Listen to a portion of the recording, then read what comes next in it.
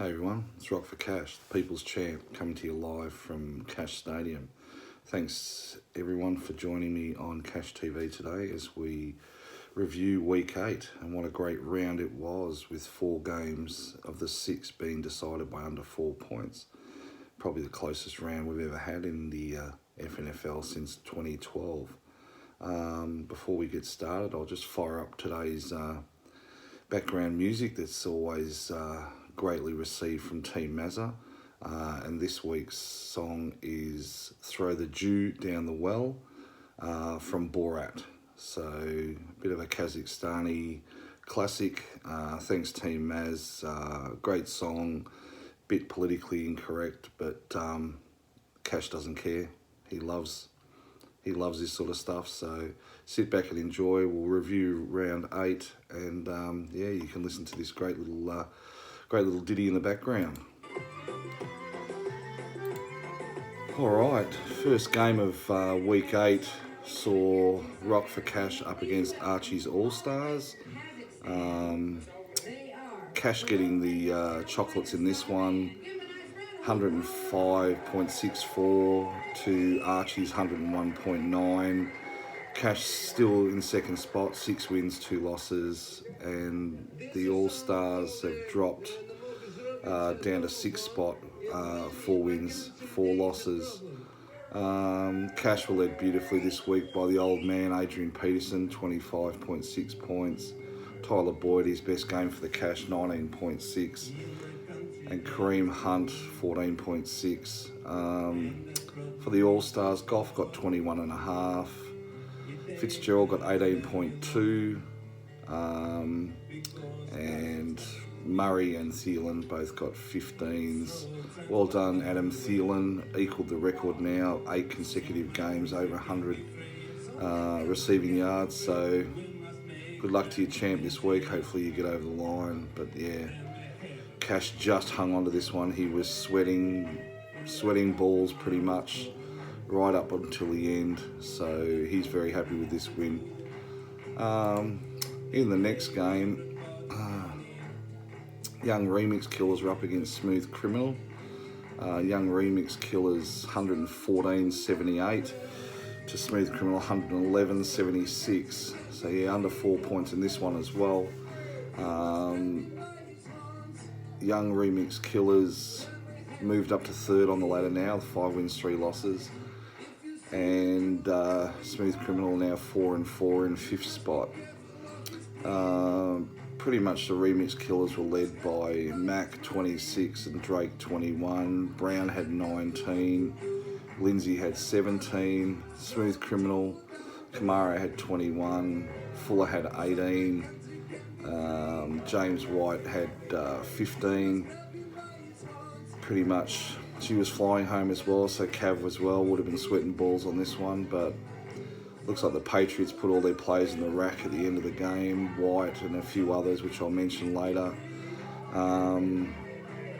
had a good win over Buffalo, so they really just rested their stars, and it pretty much cost a couple of coaches wins. So I'm sure they're not happy with Tommy and Bill in regards to that one, but a win's a win, so well done to Nick Cav on that one. The next game, Moneymakers 7, 117.1 over the top of Mitch's Mongrels 97.22. Moneymakers are now in 10th spot, 3 wins, 5 losses, and Mitch's Mongrels dropped to 8th spot, 3 wins, 5 losses. Score doesn't really reflect this game. Shows a 20-point win to the Moneymakers, but in realisation of what actually happened in this game, he was pretty much a point behind, and the Patriots scored 21 as a defence. So, you know, Derek Anderson lost the plot a bit. I think he had, 46 interceptions or something. It was terrible. Just a spastic filling in. So, you know, if you play spastics, you get burnt basically in this game. But anyway, well done to Mickety. Good win for him. In the next game, The Browns, they just keep on keeping on. They're up against the Kelpies this week, the reigning premier from the last 2 weeks, who the Cash can't talk about too much because fly them under the radar. But, you know, this has vindicated the Cash's comments in the last Cash TV where the Kelpies are gone, GON gone. The Browns 125.96, the Kelpies 91.36, so the biggest thrashing of the round, 34.5 points. The Browns still in first plot, 6 wins, 2 losses. Kelpies now have dropped down to 11th, 3 wins, 5 losses. I usually say, yeah, look, the Kelpies a good coach, he'll bounce back, but I don't know if he's going to. I mean, Dave, prove me wrong. So the Browns led beautifully this week by Connor 33, Newton 27, McCaffrey 17, Green 13, even his kicker got 12, Crosby. For the Kelpies, Andrew Luck got 23, Kelchi got 13, Goskowski got 12, but yeah, look, this game was well and truly over around half time, so good win to the Browns. He keeps on keeping on, keeps on being as arrogant as ever, you know, but he's on top of the ladder. He can be as arrogant as he likes, so well done, Brown. In the next game was the Battle of Merbein. Little Waiters up against Shiva Kamini.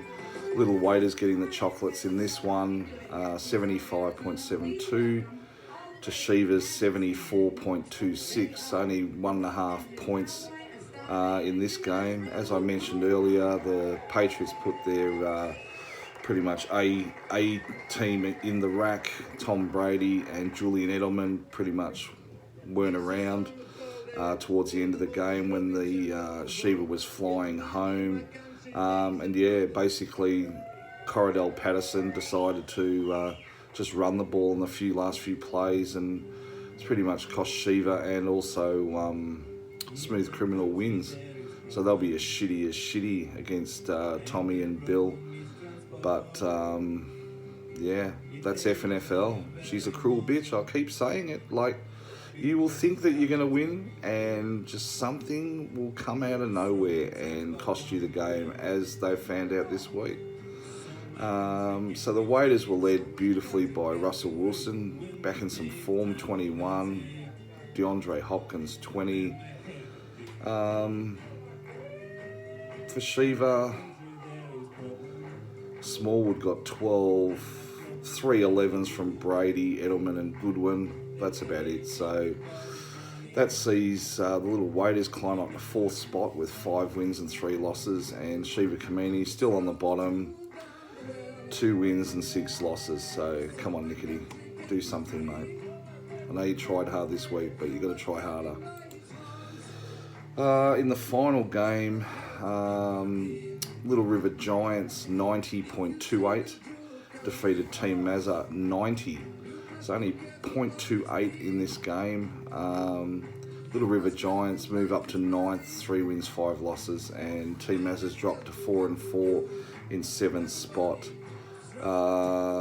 Team Mazza, absolutely filthy that he let this one go. But in saying that, well done to Little River Giants for hanging on. Team Mazza, you know, he's left players on the bench. LaShawn McCoy's love child, he doesn't play him. Demarius Thomas, he doesn't play him. Gabriel, he doesn't play him.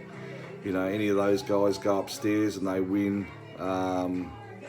Bit stiff, Melvin Gordon was on a bye. But, yeah, look, at the end of the day, winners are winners. So well done to Little River Giants. So that's pretty much the review of week 8. So in regards to just a quick look at what's happening in week 9, Rock for Cash are up against Team Mazza. Shiva Kamini is hosting Smooth Criminal. The Kelpies are up against Young Remix Killers. The Browns are up against Moneymaker 7. Little Waiters are hosting Mitch's Mongrels. And in the final game, Little River Giants up against Archie's All-Stars. So that's pretty much it in regards to what's happening or happened in week 8. Interestingly enough, this morning looks like it's the final day of the trade period in the NFL. So there's been a couple of moves that are quite interesting. The Philadelphia Eagles have picked up Golden Tate, which is interesting. He'll find a spot there with Alshon Jeffrey, I'm sure. The Ravens decided to pick up Ty Montgomery from Green Bay. So, he'll be a compliment to Alex Collins in regards to their running backs. Interesting one as well. The Texans picked up Demaryius Thomas, obviously to fill the hole left by Will Fuller's injury. So, DeAndre Hopkins, Deshaun Watson, they're looking pretty good there. But the saddest news of all, one of Cash's favourites, Brandon Marshall, released by the Seahawks.